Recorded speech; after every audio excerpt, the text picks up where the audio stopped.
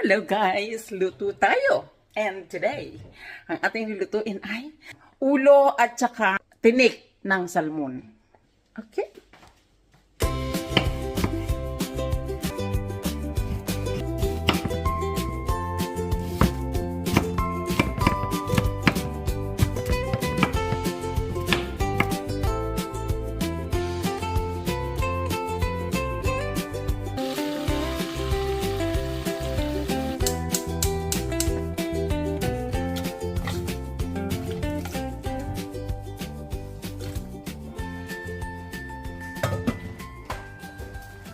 Nice.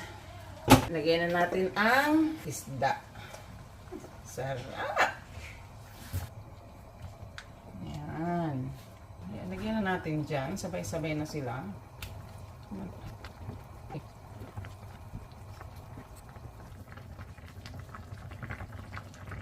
Lagyan natin to. Ang paasim.